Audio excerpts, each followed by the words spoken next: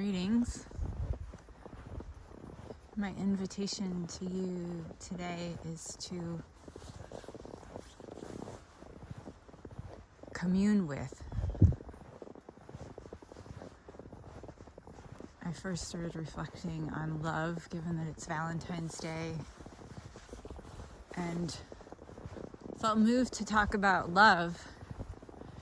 And as I was just doing some internal reflecting on what does it really mean to love, especially in a time like now when it can feel hard to love that which we feel in opposition to. And as I started to explore it further, I felt moved to think about the word connect. And then beyond that was the words to commune with. And what I was seeing and feeling is that in order to love anything, we need to be in communion with it.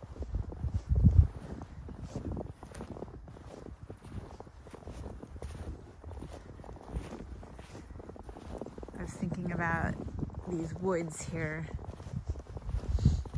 When we first moved here, a lot of these woods, the trees here were marked for being harvested. They were so dense, and as you can see, there's lots of invasive plants that are on the floor of this forest. And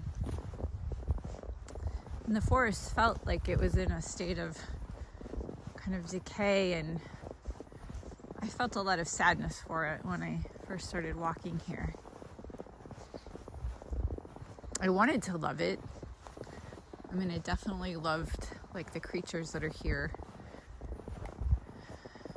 I loved it to the extent that I could, but as I've spent more time walking here frequently and have allowed myself to really be in communion with this space, I've developed a deep love for it. And this deep love has just kind of motivated and inspired me to spend more time here, to walk at a slower pace, to take notice of more things in my environment. I've really appreciated where the deers bed down and where their kind of tracks are, their paths in and out of this forest. Almost every time I come here, I see a cluster of deer walking through, or there's actually some right in front of me.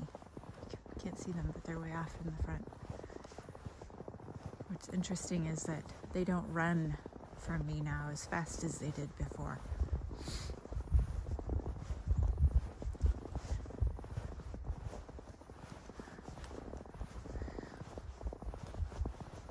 Last night my girls were hanging out in the kitchen and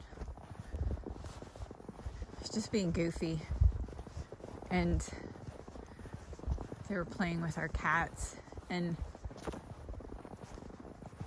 I just sat myself on the floor and allowed myself to be in communion with them,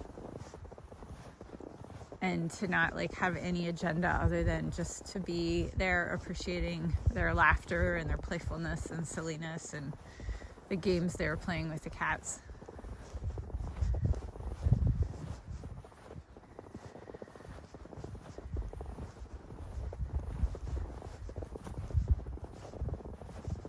It feels hard to want to be in communion with people or ideologies that I feel in opposition to.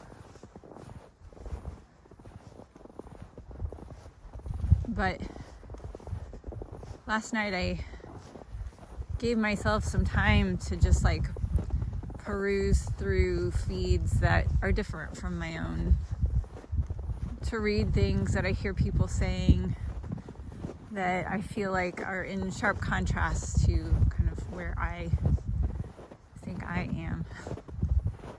And what was interesting is that a lot of the things I heard them saying, it's like if I took people out of it,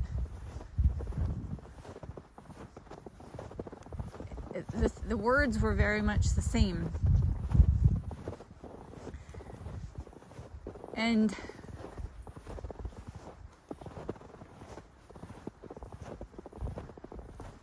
I don't know what that looks like to be more in communion with,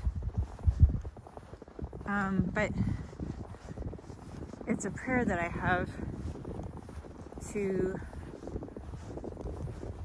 just be able to really appreciate, so that I can love when I feel inclined to be angry or feel something other than love. Something that feels more like hatred.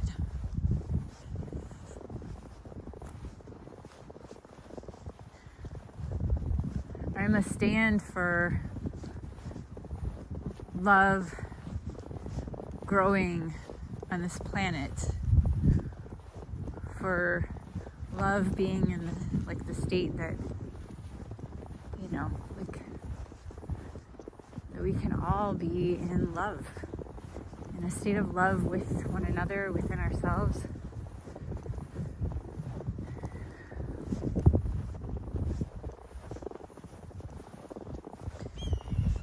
Then I started contemplating words that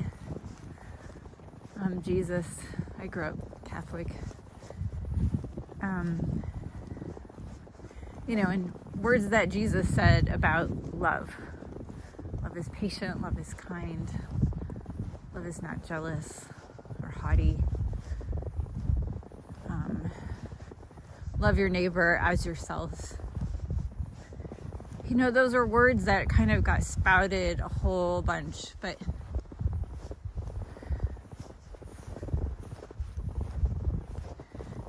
love your neighbor as yourself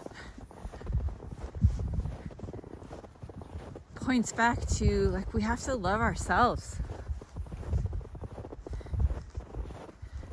If we're not loving ourselves, all parts of us, it's hard to love those around us.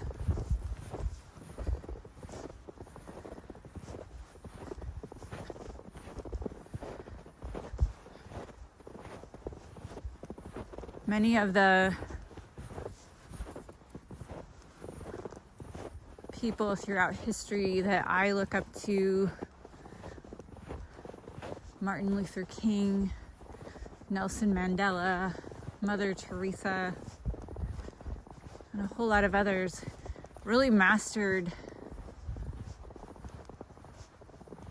love in a way that I aspire to master loving. I think for each of them, they allowed themselves to be in communion with themselves, and they allowed their hearts to open to the opposition from a place of love.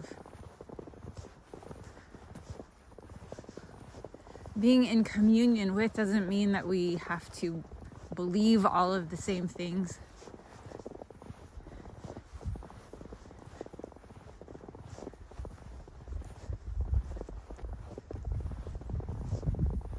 It doesn't mean that we don't take a stand for the things that we believe in.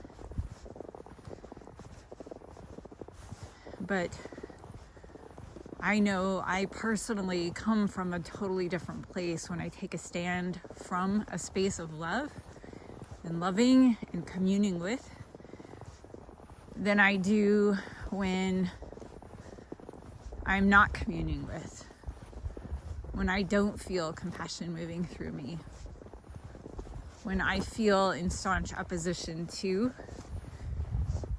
and it's filled with judgment and blame and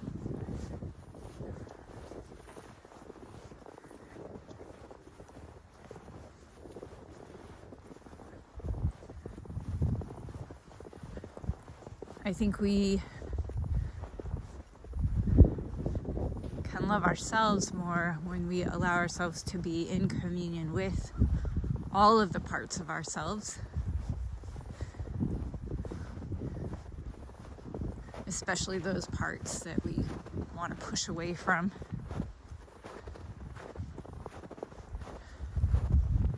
I think when we welcome all of those parts and invite them to come forth and commune with them,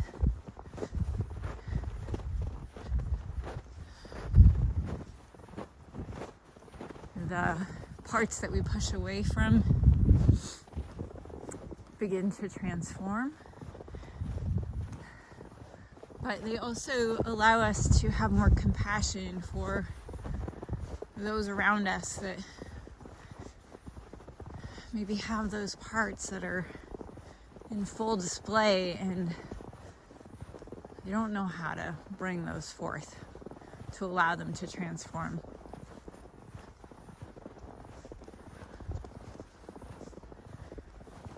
So that's my invitation to you today, is to commune with yourself first, with all of the places inside of you, the parts inside of you, the good, the parts that you might label or judge as bad or ugly. Allow all of them to come forth and have a seat at the table inside of you.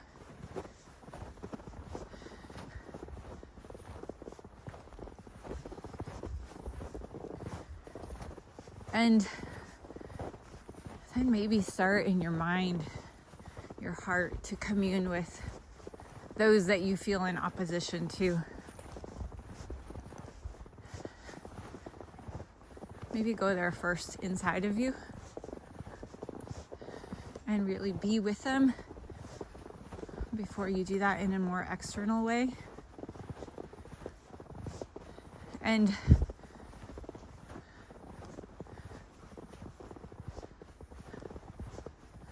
maybe start with just listening, being with, breathing with, hearing, and then see where it goes from there. This isn't an invitation to just lay down and be a doormat and let go of all of the things that you feel are important and matter to you, but it's an invitation to commune with first.